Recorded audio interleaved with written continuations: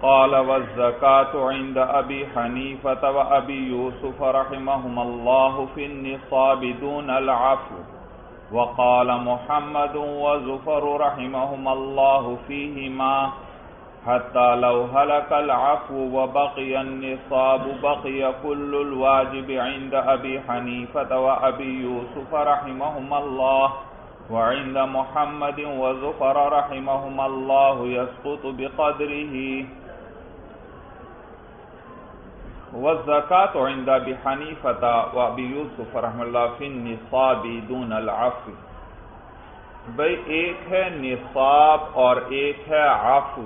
عفو نصاب تو وہ مقدار مال کی جس پر پھر زکوٰۃ واجب ہوتی ہے. مثلا اونٹوں کے اندر 5 اونٹ ہوں صائمہ، تو یہ 5 اونٹ جو ہیں یہ کیا ہے؟ نصاب ہے. نصاب ہے. 5 اونٹ ہو تو ان میں 1 بھیڑ بکری ہے، اور 10 اونٹ ہو تو ان میں 2 بھیڑ بکریاں ہیں. تو یہ جو 6 سے لے کر 9 تک ہے 2 نصابوں کے درمیان، اس کو کہتے ہیں عفون. اس کو کیا کہتے ہیں؟ عفون کہتے ہیں. یا اسی طرح جیسے بھیڑ بکریوں کا نصاب ہے 40 بکریاں. بھائی 40 بھیڑ بکریاں، ان میں 1 بھیڑ بکری واجب، اور پھر 121 کے اندر 2 بھیڑ بکریاں واجب ہیں. تو یہ جو 41 سے لے کر 120 تک تعداد ہے، یہ کیا ہے؟ یہ عفون کہلاتا ہے. عفو. بھائی سمجھ میں آیا؟ تو گویا زکوٰۃ کے 2 فریضوں کے درمیان جو مقدار ہے، جو تعداد ہے، وہ عفون کہلاتی ہے. اب مسئلہ یہ ہے کہ زکوٰۃ کا تعلق صرف نصاب کے ساتھ ہوتا ہے یا عفو کے ساتھ بھی ہوتا ہے؟ تو شیخین رحمہم اللہ فرماتے ہیں کہ زکوٰۃ کا تعلق صرف نصاب سے ہوتا ہے، عفو سے اس کا تعلق نہیں ہوتا. جبکہ امام محمد اور امام ظفر رحمہم اللہ فرماتے ہیں کہ زکوٰۃ کا تعلق نصاب اور عفو جو ہے دونوں کے ساتھ زکوٰۃ کا تعلق ہوتا ہے. دونوں کے اندر زکوٰۃ واجب ہوتی ہے. ثمرہ اختلاف ظاہر ہوگا. مثلا ایک شخص کے پاس فرض کیجئے 80 بکریاں ہیں. بھائی 80 بکریاں. اب 80 بکریوں میں سے فرض کیجئے سال پورا ہو گیا، اور سال پورا ہونے کے بعد کتنی بھیڑ بکریاں اس میں واجب ہوئیں؟ 1 بھیڑ بکری، کیونکہ 40 کا نصاب پورا ہے. اگلا نصاب تو 121 پر شروع ہوتا ہے، وہاں تک تو ابھی عدد نہیں پہنچا. تو 1 بھیڑ بکری واجب ہو گئی. ابھی اس نے زکوٰۃ ادا نہیں کی تھی کہ اس میں سے 40 بکریاں ہلاک ہو گئیں. 40 بکریاں ہلاک ہو گئیں. تو شیخین رحمہم اللہ کے نزدیک وجوب زکوٰۃ کا تعلق صرف نصاب سے ہوتا ہے، زائد کے ساتھ اس کا تعلق نہیں ہوتا. تو وہ جو 41 سے لے کر 80 بکریوں تک یہ تعداد جو تھی، اس میں زکوٰۃ واجب ہی نہیں تھی. زکوٰۃ تو صرف کس میں واجب تھی؟ 40 میں. اور وہ 40 تو اس وقت بھی موجود ہیں، لہذا ان میں بھی 1 پوری بھیڑ بکری دینا پڑے گی. جبکہ امام محمد اور امام ظفر رحمہم اللہ فرماتے ہیں کہ وجوب زکوٰۃ کا تعلق سارے مال کے ساتھ ہوتا ہے. تو وہ فرماتے ہیں کہ ان 80 جو بھیڑ بکریاں تھیں، ان سب کے ساتھ وجوب زکوٰۃ کا تعلق ہوگا. تو یوں کہا جائے گا کہ 80 بکریوں کے اندر 1 بھیڑ بکری واجب ہوئی ہے. تو نصاب ہے 40 تک، اور 40 سے اوپر تو کیا تھا؟ عفو. لیکن وہ فرماتے ہیں اس سے بھی زکوٰۃ کے وجوب کا تعلق ہے، ان میں بھی زکوٰۃ واجب ہے. اور ابھی پورا تو 1 ہی نصاب ہوا ہے 40، اور 40 میں کیا آتی ہے؟ 1 بھیڑ بکری. تو 80 کے اندر بھی کیا آئے گی؟ 1. لیکن وہ فرماتے ہیں کہ یہ 1 بھیڑ بکری جو آئی، اب یوں نہ کہو 40 میں آئی ہے، بلکہ یوں کہو 80 کے اندر آئی ہے. سارے کے ساتھ اس کا تعلق ہے، نصاب سے بھی اور عفو کے ساتھ بھی، تو سارے میں ایک بھیڑ بکری آئی ہے، اور اس میں سے 40 یعنی آدھی بھیڑ بکریاں ہلاک ہو گئیں تو اسی کے بقدر زکات بھی ساقط ہو جائے گی۔ لہذا اب 40 بھیڑ بکریاں رہ گئی ہیں، تو امام محمد اور امام ظفر رحمہ اللہ فرماتے ہیں ان میں پوری بھیڑ بکری نہیں دینی پڑے گی بلکہ نصف دینی پڑے گی، کیونکہ آدھا مال ہلاک ہو گیا۔ تو شیخین رحمہ اللہ کے نزدیک 40 بکریاں یہاں ہلاک ہوئی تو پھر بھی ایک بھیڑ بکری ہی دینا پڑے گی، جبکہ امام محمد اور امام ظفر رحمہ اللہ کے نزدیک نصف بکری دینا پڑے گی، یعنی اس کی قیمت دینا پڑے گی۔ بھائی صورت سمجھ میں آ گئی؟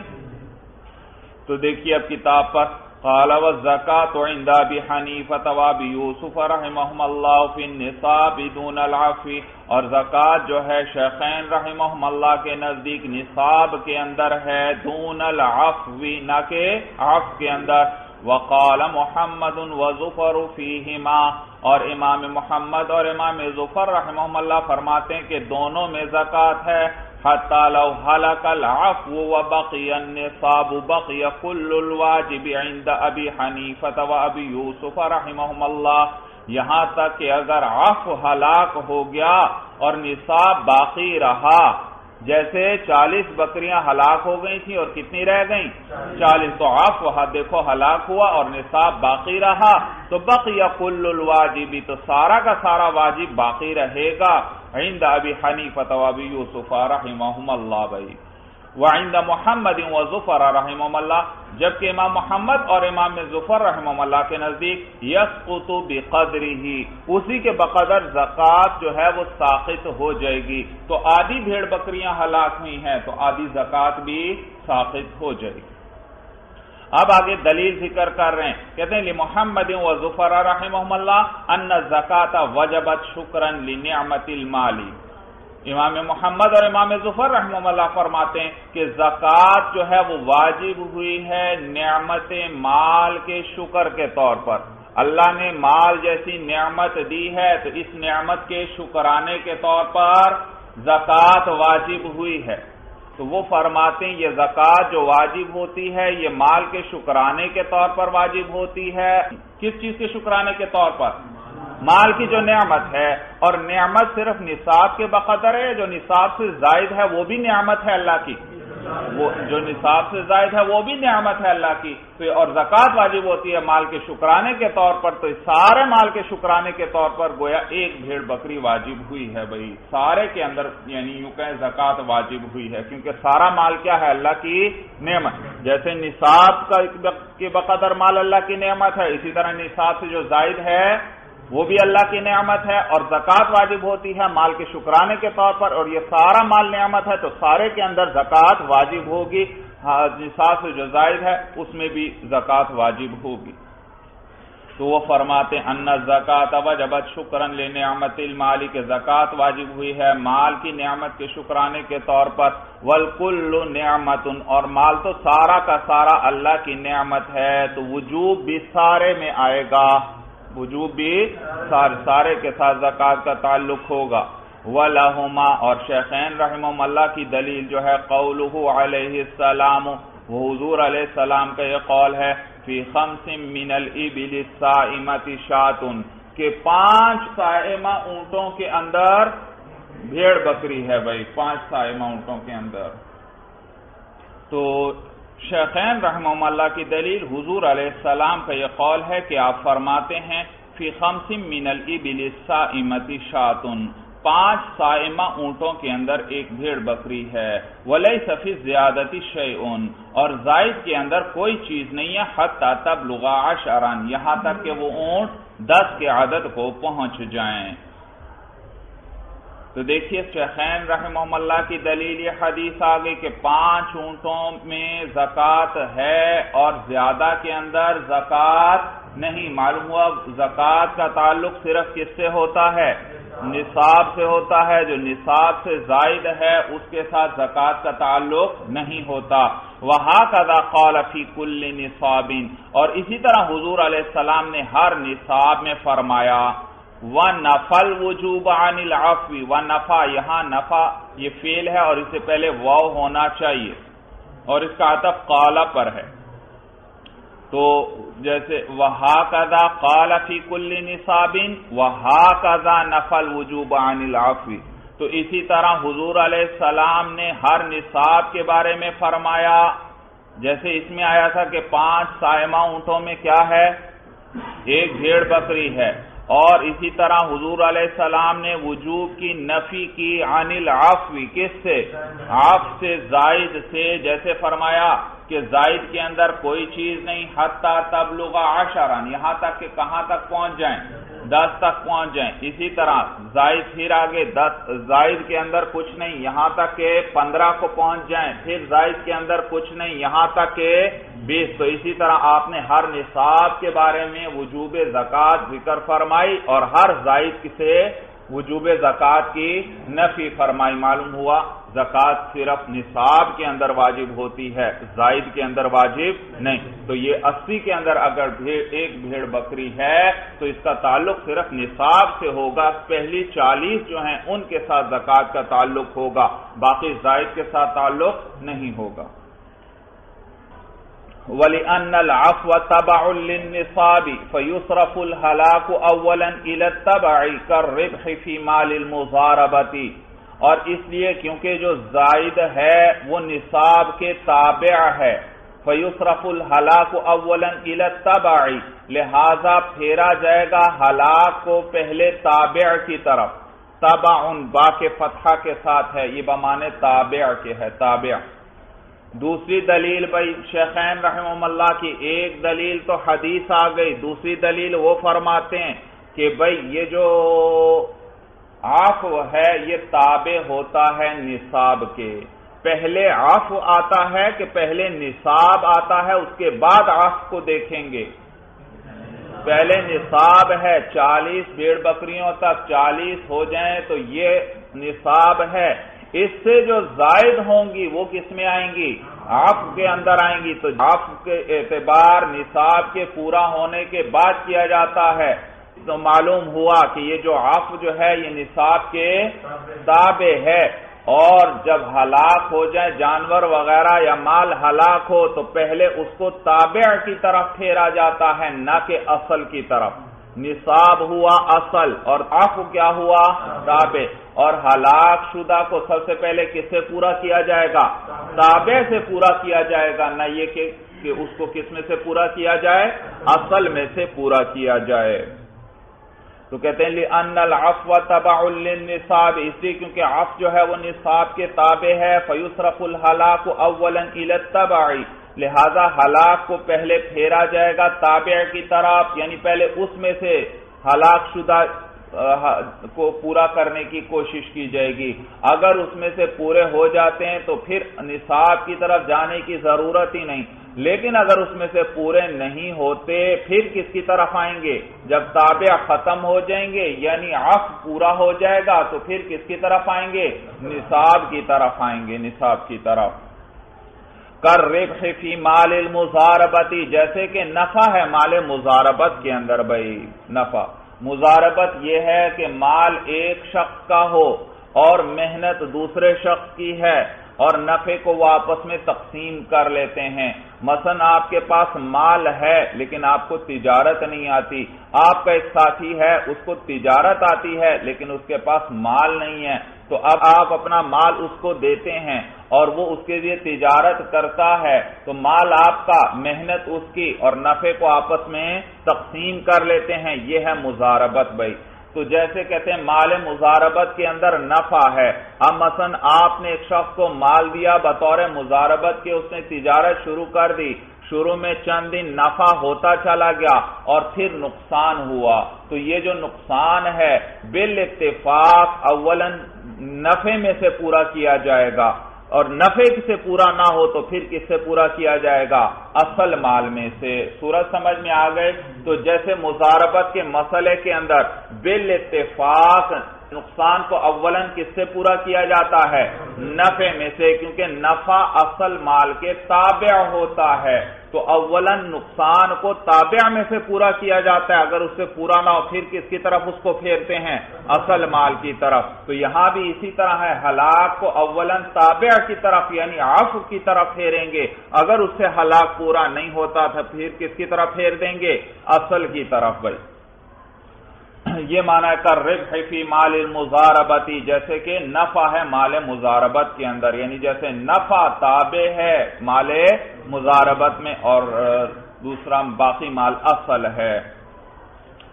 وَلِهَذَا قَالَ ابو حنیفہ رحمہ اللہ یصرف الہلاک بعد العفو الی النصاب الاخیر، اور کہتے ہیں اسی وجہ سے امام اعظم ابو حنیفہ رحمہ اللہ فرماتے ہیں کہ یصرف الہلاک بعد العفو، کہ ہلاک کو پھیرا جائے گا عفو کے بعد الی النصاب الاخیر، آخری نصاب کی طرف، ثم الی الذی یلیہ، پھر اس نصاب کی طرف جو اس کے ساتھ ملا ہوا ہو، الی ان ینتہی، یہاں تک کہ وہ ہلاک ختم ہو جائے، وہ ہلاک کیا ہو جائے؟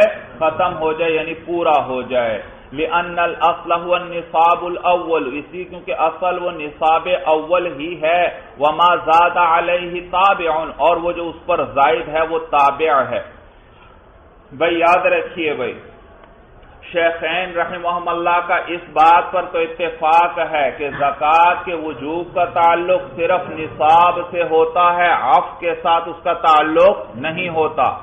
لیکن اگر عفو کے اندر وہ ہلاک شدہ مال جو ہے، ہلاک شدہ جانور جو ہے وہ پورے نہیں ہوتے، تو اب اس کو پھیرنا پڑے گا نصاب کی طرف. تو اب اس کو کس طریقے پر پھیریں گے، اس میں امام صاحب اور امام ابو یوسف رحمہ اللہ پھر اختلاف کرتے ہیں. امام صاحب فرماتے ہیں کہ پہلا نصاب اصل ہے اور باقی کے نصاب اس کے تابع ہیں، کیونکہ اصل میں زکوٰۃ کس کی وجہ سے واجب ہوئی ہے؟ نصاب اول کی وجہ سے. کس کی وجہ سے؟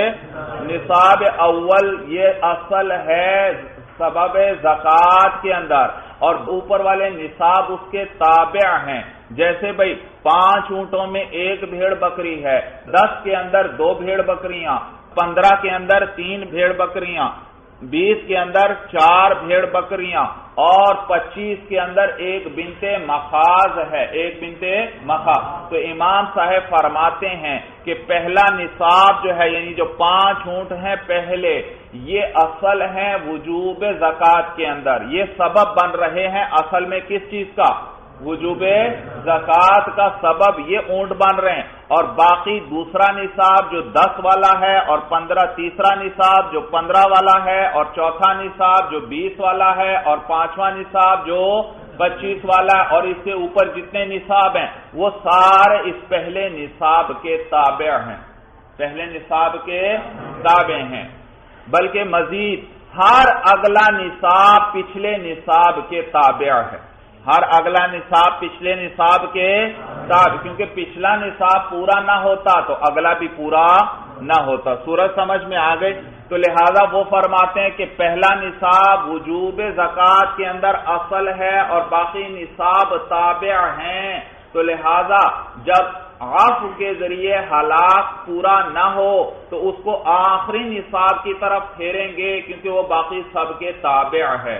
اس سے بھی اگر پورا نہ ہو تو پھر اس سے نچلے نصاب کی طرف آئیں گے، کیونکہ وہ پہلوں کے تابع ہے. اگر اس سے بھی پورا نہ ہو تو اس سے نچلے نصاب کی طرف آئیں گے، کیونکہ وہ پہلوں کے تابع ہے. دلیل سمجھ میں آ گئی بھائی؟ تو گویا مثلا ایک آدمی ہے، اس کے پاس 30 اونٹ ہیں، مثلا 30 اونٹ، اور ان پر سال گزر گیا اور 25 اونٹوں کے اندر 1 بنت مخاض واجب ہوتا ہے، اور یہ 35 تک بھائی، تو یہ 30 ہیں، 30 کے اندر گویا کیا واجب ہے؟ بنت مخاض بھائی، بنت مخاض.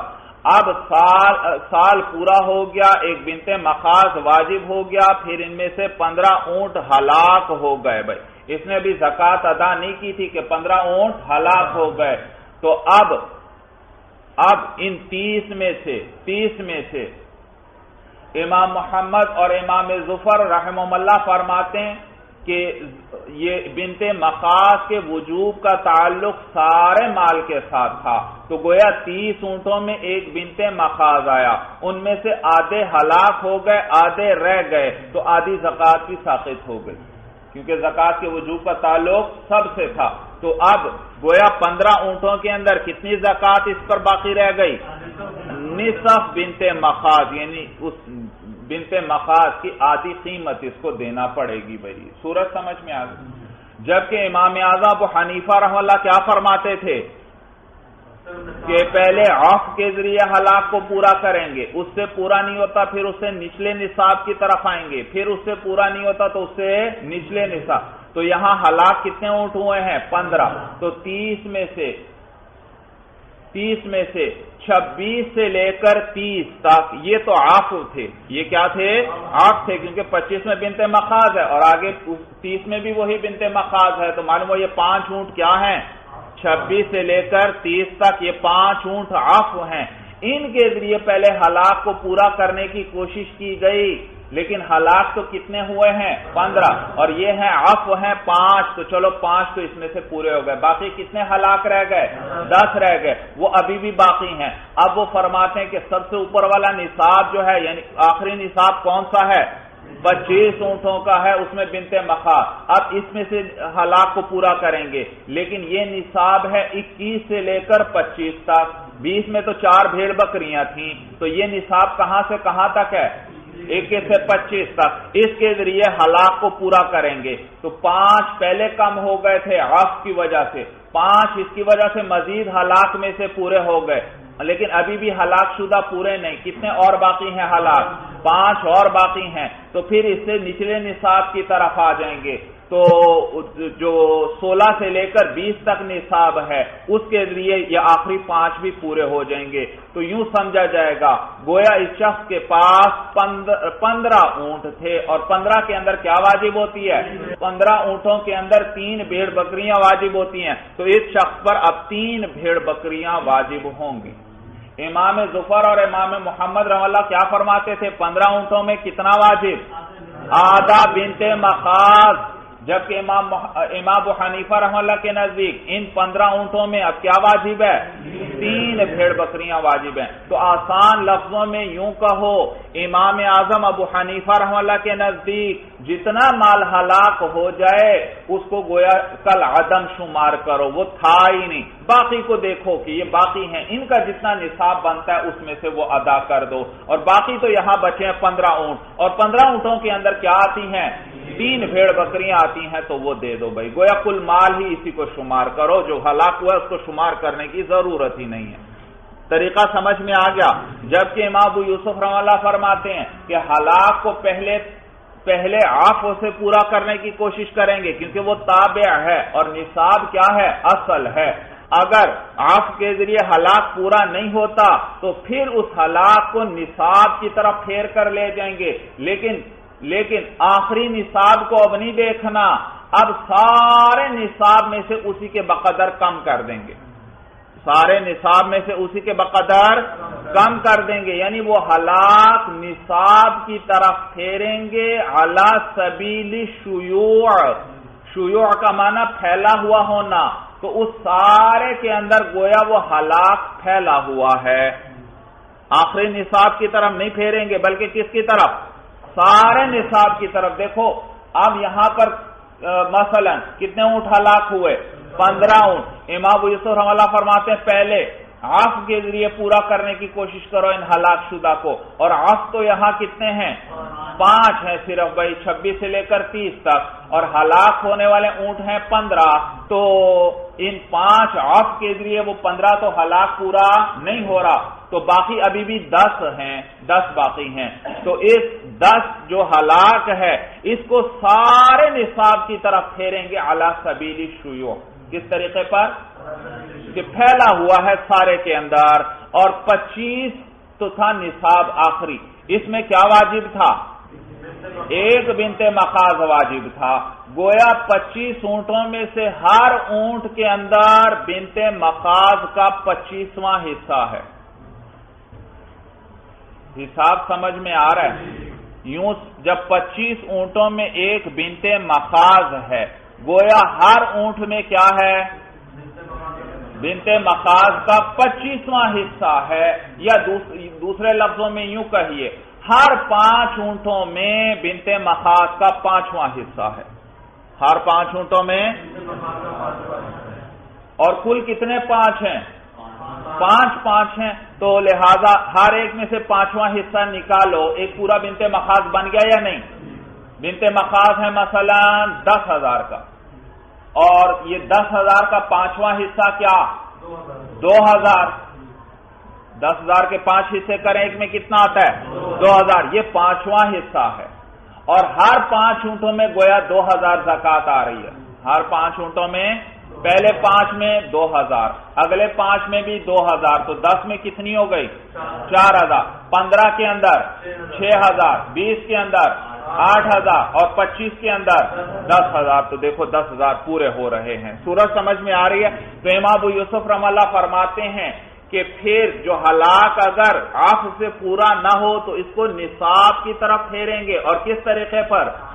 علی سبیل الشیوع، کے سارے کے اندر وہ ہلاک پھیلا ہوا ہو، وہ ہلاک پھیلا ہوا ہو۔ تو 25 اونٹوں میں ایک بنت مخاض ہے، گویا ہر 5 اونٹوں کے اندر 2,000، یا یوں کہیں 5واں حصہ بنت مخاض کا واجب ہو رہا ہے۔ اور ابھی کتنا ہلاک باقی ہے؟ عفو میں سے 5 پورے ہو گئے، ہلاک ابھی بھی 10 باقی ہے۔ تو اب گویا ان میں سے، اس میں سے 10 ہلاک ہو گئے۔ کتنے ہلاک ہو گئے؟ مزید نصاب میں سے پورا کر رہے ہیں نا، تو اس میں سے 10 نکل گئے، اور 10 کے اندر کتنے 5 ہیں؟ 2 5 ہیں، تو اور ہر 5 میں کتنا آتا تھا؟ 5واں حصہ آتا تھا، تو 2 5 نکل گئے تو کتنے حصے نکل گئے؟ 2 حصے۔ 5 میں سے بنت مخاض کے 5 میں سے 2 حصے ساقط ہو گئے، اور 3 حصے ابھی بھی ہیں۔ 3 حصے تو معلوم ہوا 15 اونٹوں کے اندر امام ابو یوسف رحمہ اللہ کے نزدیک اب کتنی زکات واجب ہوگی؟ بنت مخاض کے 3 خمس واجب ہوں گے، 3 5ویں حصے۔ حساب بھی سمجھ میں آیا کہ نہیں آیا؟ تو دیکھو انہوں نے ہلاک کو پھیرا نصاب اخیر کی طرف یا سارے نصاب کی طرف؟ اعلی سبیل الشیوع، سارے نصاب کی طرف اعلی سبیل الشیوع اس کو پھیرا جائے گا۔ صورت سمجھ میں آ گئی؟ جبکہ امام ابو حنیفہ رحمہ اللہ کے نزدیک اس کو کس کی طرف ہلاک کو اولن پھیریں گے؟ عفو کی طرف پھیریں گے، اور پھر اس کے بعد نصاب اخیر کی طرف پھیریں گے، کیونکہ پہلا نصاب وہ اصل ہے سبب زکات میں، پہلا نصاب اصل ہے، باقی تابع ہیں، تو تابع کی طرف پھیرتے چلے جاؤ اور اصل کی طرف سب سے آخر میں ہم جائیں گے۔ بھائی سورج سمجھ؟ جبکہ امام ابو یوسف رحمہ اللہ فرماتے ہیں کہ نہیں، کوئی نصاب کسی کے تابع نہیں ہے، سارے اصل ہیں، اور جب سارے اصل ہیں تو گویا 25 اونٹوں میں ایک بنت مخاض آیا تھا، اور اس میں سے 10 ہلاک ہو چکے ہیں، تو لہذا اب کیا کرو؟ اسی بنت مخاض کے، یوں کہو آسان لفظوں میں یوں کہو، 25 اونٹوں میں ایک بنت مخاض تھا، گویا ہر اونٹ میں بنت مخاض کا 25واں حصہ ہے، اور ساروں میں مل کر ایک بنت مخاض پورا ہو رہا ہے۔ تو لہذا جب 25 میں سے 10 ہلاک ہوئے تو بنت مخاض کے 25 حصے کر لو، اور اس 25 میں سے کتنے ہلاک ہو گئے؟ 10 ہلاک ہو چکے، گویا بنت مخاض کے 15 25ویں حصے واجب رہ جائیں گے، باقی ساقط ہو گئے 15 25ویں حصے۔ سورج یا اسی کو ہم نے مختصر کر کے کیا کہہ دیا؟ 3 خمس رہ جائیں گے۔ سب کو بات بھی سمجھ میں آئی کہ نہیں آئی اچھی طرح؟ یہ معنی ہے وَلِهَذَا قَالَ ابو حنیفہ، اور اسی وجہ سے امام اعظم ابو حنیفہ رحمہ اللہ فرماتے ہیں یُصْرَفُ الْهَلَاكُ بَعْدَ الْعَفْوِ إِلَى النِّصَابِ الْأَخِيرِ، کہ پھیرا جائے گا ہلاک کو عفو کے بعد إِلَى النِّصَابِ الْأَخِيرِ، کس کی طرف؟ آخری، پہلے تو عفو کی طرف پھیرا نا کیونکہ وہ تابع ہے، پھر إِلَى النِّصَابِ الْأَخِيرِ، پھر آخر والے نصاب کی طرف، ثم إِلَى الَّذِي يَلِيهِ، پھر اس نصاب کی طرف جو اس آخر والے کے ساتھ ملا ہوا ہے، إِلَى أَن يَنْتَهِيَ، یہاں تک کہ وہ ہلاک ختم ہو جائے، یعنی وہ پورا ہو جائے، لِأَنَّ الْأَصْلَ هُوَ النِّصَابُ الْأَوَّلُ، کیونکہ اصل وہ پہلا نصاب ہی ہے، وَمَا زَادَ عَلَيْهِ تَابِعٌ، اور وہ جو اس پر زائد ہے وہ تابع ہے، یعنی بعد والے نصاب پہلے نصاب کے تابع ہیں۔ وعند ابو یوسف رحمہ اللہ یصرف الی العفو اولا، اور امام ابو یوسف رحمہ اللہ کے نزدیک ہلاک کو پہلے پھیرا جائے گا عفو کی طرف یعنی زائد کی طرف، اولا پہلے، ثم الی النصاب شائعا، پھر اس کو پھیرا جائے گا نصاب کی طرف شائع طریقے پر کہ پھیلا ہوا ہو۔ بھئی سورت سمجھ میں آ گئی۔ وَإِذَا أَخَذَ الْخَوَارِجُ الْخِرَاجَ وَصَدَقَةَ الصَّوَائِمِ لَا يُصَنَّى عَلَيْهِمْ لِأَنَّ الْإِمَامَ لَمْ يَحْمِهِمْ وَالْجِبَايَةُ بِالْحِمَايَةِ وَأُفْتُوا بِأَنْ يُعِيدُوهَا دُونَ الْخِرَاجِ۔ مسئلہ یہ کہ خوارج جو ہیں مثلا انہوں نے ایک علاقے پر قبضہ کر لیا اور اس علاقے والوں سے انہوں نے خراج بھی وصول کر لیا، یعنی وہ جو خراجی زمینوں پر سالانہ مال لیا جاتا ہے وہ ان سے وصول کر لیا بھائی، اور نیز ان لوگوں سے سائمہ جانوروں کی زکوٰۃ بھی وصول کر لی جو تفصیلی باب ابھی آپ پڑھ رہے تھے۔ خوارج یاد رکھیے بھائی، خوارج جو ہے یہ تاریخ اسلام کے اندر پہلا فرقہ فاسقہ مبتدعہ گزرا ہے۔ خوارج تاریخ اسلام کے اندر پہلا فاسق فرقہ گزرا ہے اہل بدعت کا بھائی، اور یہ حضرت علی رضی اللہ تعالی عنہ کے زمانے میں جنگ صفین کے اندر یہ فرقہ پیدا ہوا، اور ان کے کئی نام ہیں، ان کو خوارج بھی کہتے ہیں، ان کو حروریہ بھی کہتے ہیں، ان کو شرات بھی کہتے ہیں، ان کو نواصب بھی کہتے ہیں، ان کو مارقہ بھی کہتے ہیں، تو کئی نام ہیں بھائی، خوارج بھی ہے اور حروریہ بھی کہتے ہیں، ہے حروریہ بھی، اسی طرح شرات بھی ان کا ایک نام ہے، شین را الف اور بولتا شرات، سمجھ میں آیا بھائی؟ اور نواصب صاد کے ساتھ نواصب بھی ان کا نام ہے، اور اسی طرح مارقہ میم الف را اور قاف دو نقطوں والا اور گولہا مارقہ یہ بھی انہی کا نام ہے۔ اور ان کو خارج اور خوارج اس لیے کہتے ہیں کیونکہ یہ امام حق جو ہے، امام حق یعنی حضرت علی رضی اللہ تعالی عنہ کی فرما برداری سے نکل گئے اور بغاوت کر دی، تو اس لیے ان کو کیا کہتے ہیں؟ خارج اور خوارج کہتے ہیں، کیونکہ یہ امام حق کی اطاعت سے نکل گئے تھے بھائی۔ بات سمجھ میں آ گئی؟ کیوں کہتے ہیں ان کو خارج یا خوارج؟ کیونکہ امام حق کی اطاعت سے نکل گئے تھے، اس کی نافرمانی کرنے لگے تھے، بغاوت کر دی۔ اور یاد رکھیے بھائی، یاد رکھیے ان خوارج کے اندر کوئی 20 فرقے گزرے ہیں، 20 قسم کے فرقے ان میں گزرے ہیں جن کے عقیدوں میں کچھ فرق تھا بھائی۔ البتہ بھائی ان میں بنیادی جو ہے چند ایک عقیدے ان سب کے مشترکہ تھے، مثلا یہ سب جو ہیں حضرت علی رضی اللہ تعالیٰ عنہ اور حضرت عثمان غنی رضی اللہ تعالیٰ عنہ کو کافر قرار دیتے ہیں بھائی، سمجھ میں آیا بھائی؟ دو خلفائے راشدین کو یہ کافر قرار دیتے ہیں۔ اور نیز یاد رکھیے اسی طرح یہ کبیرہ گناہ کرنے والے کو کافر قرار دیتے ہیں یہ سارے کہ وہ دائرہ اسلام سے خارج ہے۔ جو شخص بھی کبیرہ گناہ کر لے خوارج کے نزدیک وہ کافر ہے، دائرہ اسلام سے خارج ہے، جبکہ اہل سنت والجماعت کا مذہب آپ جانتے ہیں کہ کبیرہ گناہ کرنے سے کوئی دائرہ اسلام سے خارج نہیں ہوتا، ہاں اس نے جرم کیا ہے، بہت عظیم جرم کیا ہے، لیکن بہرحال وہ دائرہ اسلام سے خارج نہیں ہے بھائی، دائرہ اسلام سے خارج نہیں۔ تو یہ جو خوارج جو تھے یہ حضرت علی رضی اللہ تعالیٰ عنہ اور دیگر صحابہ کو کافر قرار دیتے تھے۔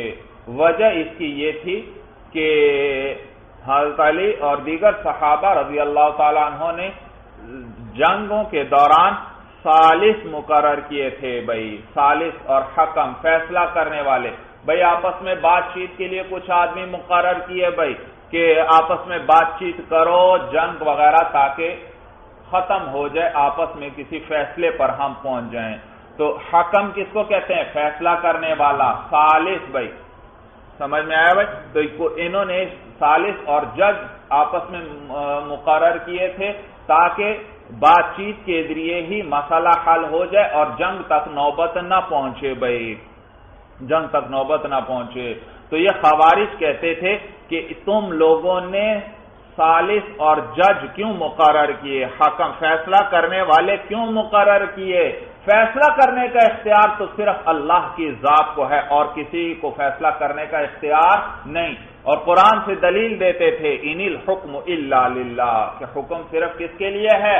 اللہ کے لیے. فیصلہ کرنے کا اختیار صرف اللہ کی ذات کو ہے اور کسی کو اختیار نہیں ہے بھائی.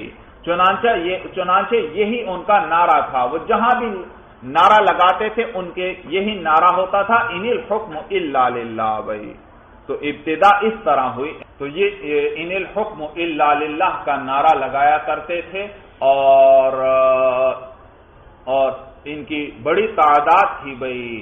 اور حجاج ابن یوسف کے زمانے تک ان کے ساتھ جنگیں جاری رہیں بھائی، بلکہ اس کے بعد بھی ان کے ساتھ لڑائیاں ہوتی رہیں اور پھر اس کے بعد اس فرقے کا نام و نشان ہی مٹ گیا بھائی. اور ان کے بارے میں احادیث میں بھی ذکر آتا ہے. حضور صلی اللہ علیہ وسلم فرماتے ہیں کہ ایسے لوگ آئیں گے کہ تمہیں اپنی نماز ان کی نمازوں کے سامنے تمہیں اپنی نماز حقیر معلوم ہونے لگے گی. ایسی ایسی وہ نمازیں پڑھیں گے ایسے خشوع اور خضوع کے ساتھ کہ تمہیں اپنی نمازیں ان کے سامنے حقیر لگنے لگیں گی. وہ ایسے روزے رکھیں گے کہ ان کے روزوں کے سامنے تمہیں اپنے روزے حقیر لگنے لگیں گے.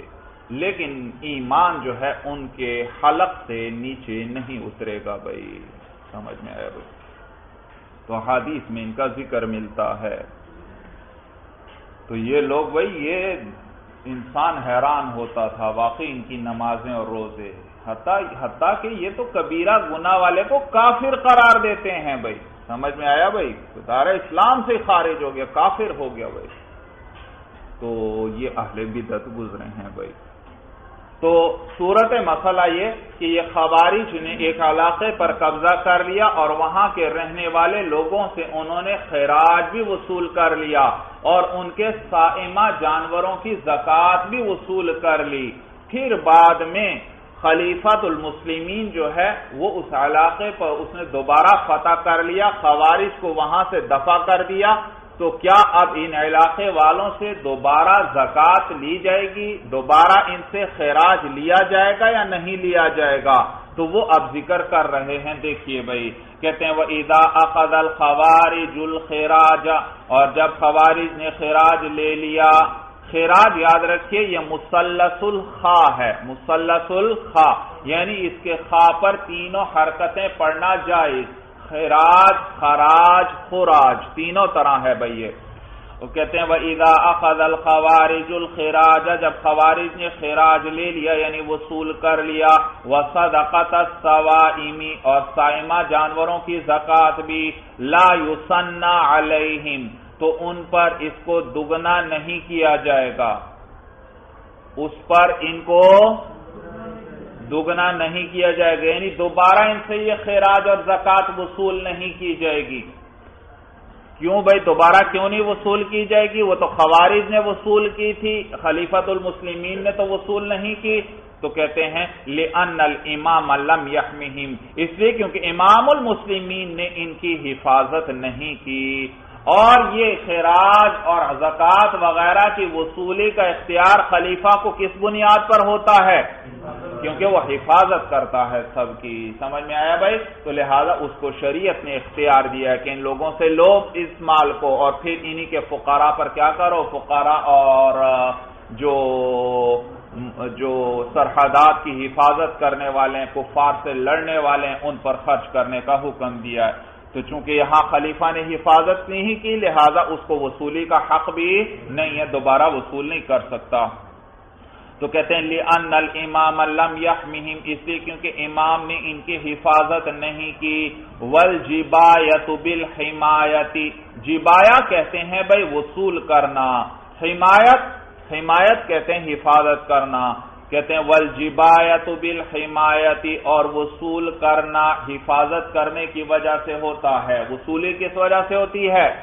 ہاں، تو محصول جو ہے وہ حفاظت کی وجہ سے ہوتا ہے، اور یہاں حفاظت نہیں تو محصول بھی نہیں ہوگا اس کے لیے۔ افتو پڑھنا بھائی مجہول کا صیغہ ہے، اور ان کو فتویٰ دیا جائے گا۔ افتو بأن یعیدوها دون الخراج، اور ان لوگوں کو، ان علاقے والوں کو فتویٰ دیا جائے گا بأن یعیدوها، کہ وہ اس صدقۃ الصوائم کا اعادہ کریں، وہ صوائم کی زکوٰۃ دوبارہ دیں، دون الخراج، نہ کہ خراج۔ سمجھ میں آیا بھائی؟ خلیفہ وصول دونوں نہیں کر سکتا، ایک دفعہ وہ ادا کر چکے ہیں، ہاں البتہ مفتی حضرات ان کو یہ فتویٰ دیں گے کہ کیا کرو، صدقۃ الصوائم دوبارہ ادا کرو اور خراج دوبارہ لوٹانے کی ضرورت نہیں۔ تو اس کی کیا وجہ ہے کہ صدقۃ الصوائم کو لوٹائیں گے اور خراج نہیں لوٹائیں گے۔ تو کہتے ہیں فیما بینہم و بین اللہ تعالی، یعنی یہ ان کے اور اللہ کے درمیان کا معاملہ ہے۔ کس کا؟ اللہ اور ان کے، یعنی ان کو فتویٰ دیا جائے گا۔ یاد رکھیے جو مفتی فتویٰ دیتا ہے یہ اس بندے اور کے اللہ کے درمیان معاملہ ہوتا ہے۔ مفتی کو تو نہیں پتا صورتحال کیا پیش آئی تھی یا کیا پیش نہیں آئی تھی۔ وہ آدمی آ کر مسئلہ ذکر کرتا ہے کہ مفتی صاحب یہ یوں مسئلہ پیش آ جائے تو اس کا کیا حکم ہے۔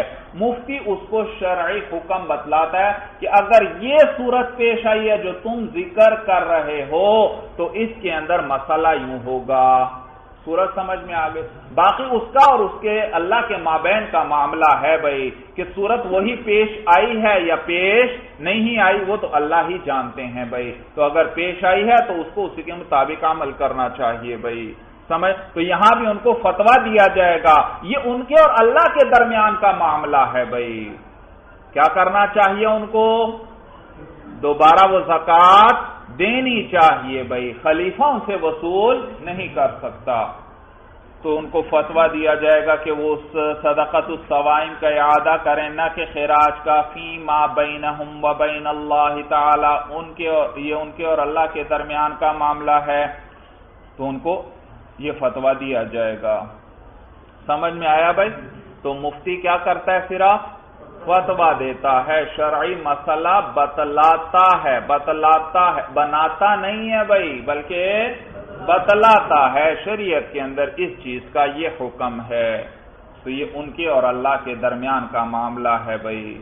اور قاضی تو فیصلہ جبرن نافذ کرواتا ہے بھائی، سمجھ میں آیا بھائی؟ قاضی فیصلہ، تو یہاں پر ان سے وصول نہیں کیا جائے گا بلکہ فتویٰ دے دیا جائے گا، ان کے اور اللہ کے درمیان کا معاملہ ہے۔ آپ وجہ ذکر کر رہے ہیں کہ ان کو یہ فتویٰ دیا جائے گا اور سائمہ جانوروں کی زکوٰۃ لوٹانے کا، نہ کہ خراج کا۔ کہتے ہیں لِأَنَّهُمْ مَصَارِفُ الْخِرَاجِ، اس لیے کیونکہ وہ خراج کا مصرف ہیں۔ خراج کا مصرف تو یہ ہیں، لہذا خراج لوٹانے کا فتویٰ نہیں دیا جائے گا بھائی۔ کیوں یہ خراج کا مصرف کیسے ہیں خوارج؟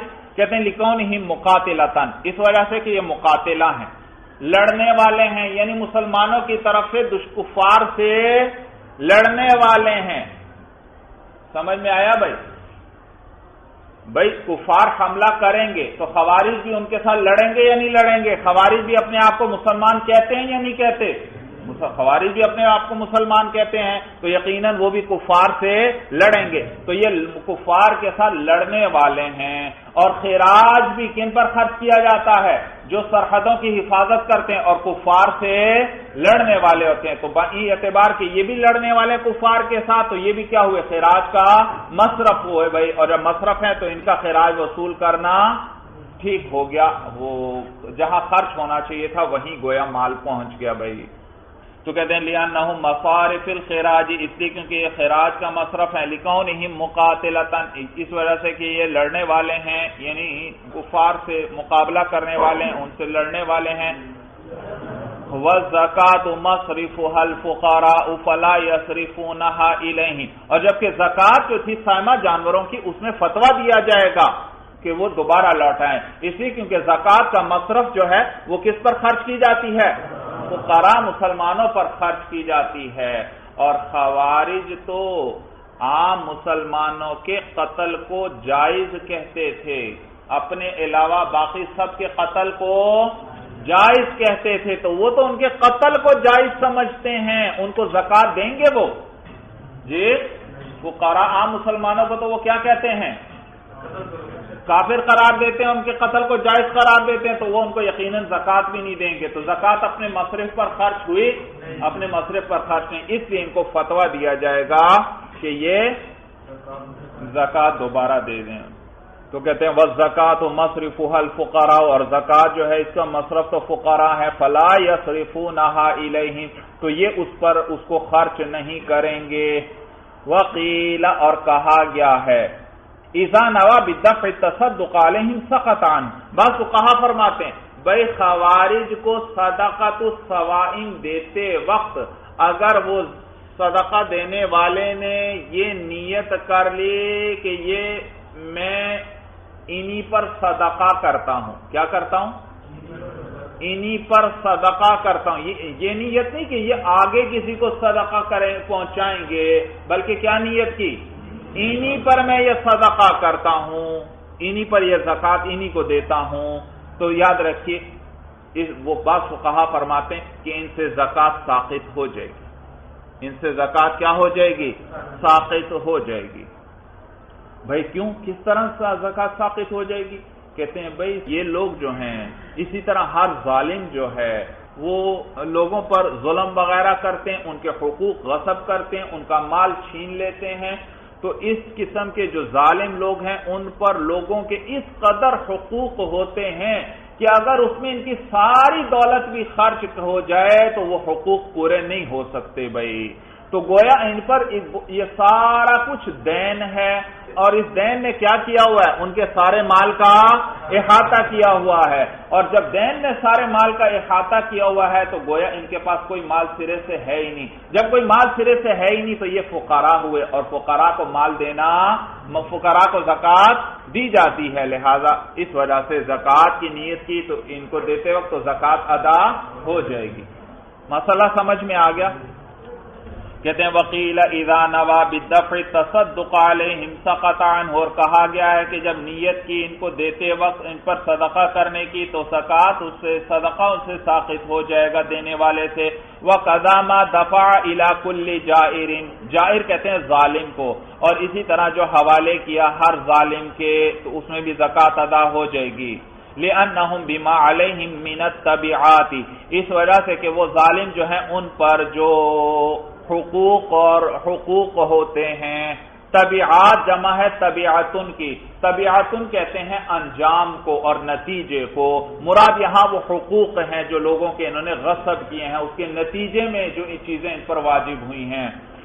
تو کہتے ہیں لأنهم بما عليهم من التبعات فقراء، اس لیے کہ ان پر جو لوگوں کے حقوق ہیں ان کی وجہ سے یہ فقراء ہیں، تو لہٰذا ان کو دیتے ہوئے بھی زکوٰۃ کی نیت کرے گا تو زکوٰۃ ادا ہو جائے گی، یہ بعض فقہا نے فرمایا۔ والاول احوط، اور صاحب ہدایہ فرماتے ہیں کہ پہلا قول جو ہے وہ احوط ہے، اس میں احتیاط زیادہ ہے۔ وہ کون سا قول؟